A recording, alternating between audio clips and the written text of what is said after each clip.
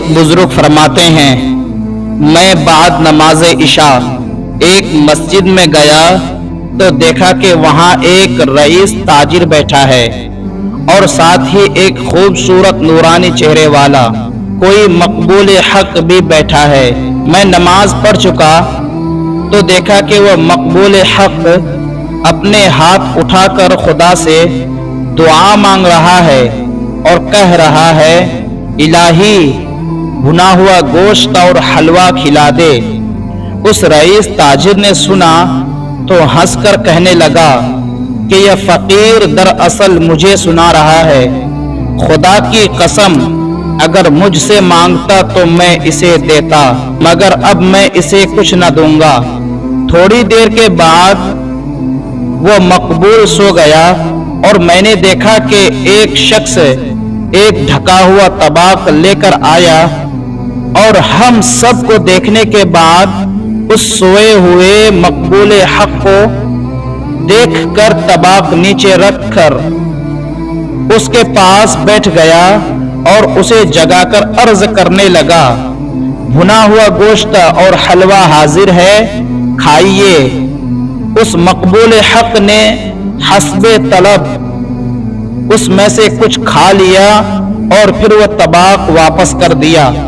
اس تاجر نے اس کھانا لانے والے سے قسم دے کر پوچھا کہ یہ کیا قصہ ہے، بیان تو کرو۔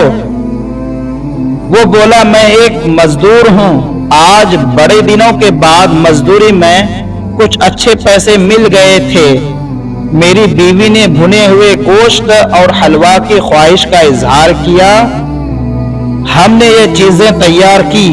میں تھوڑی دیر کے لیے سو گیا تو حضور سرور عالم صلی اللہ تعالی علیہ وسلم خواب میں تشریف لائے اور فرمایا، تمہاری مسجد میں ایک ولی بیٹھا ہے جو بھنا ہوا گوشت اور حلوہ چاہتا ہے، تم یہ بھنا ہوا گوشت اور حلوہ پہلے اسے کھلاؤ، اس کے عوض میں تمہیں جنت لے چلوں گا۔ چنانچہ میں فوراً یہ کھانا لے کر یہاں پہنچا اور خوش ہوں کہ آج مجھے جنت مل گئی۔ وہ تاجر کہنے لگا، اس کھانے پر تمہارا کیا خرچ آیا ہے؟ اس نے بتایا کہ 2 دینار۔ تاجر نے کہا کہ یہ لو 2 دینار تم مجھ سے لے لو اور اپنے اجر میں سے کچھ مجھے بھی دے دو۔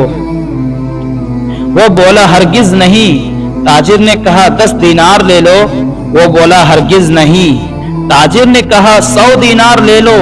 اس نے کہا ساری دنیا کے خزانے بھی دے دو تو رسول اللہ صلی اللہ تعالی علیہ وسلم سے کیے ہوئے سودے میں تمہیں شریک نہ کروں گا۔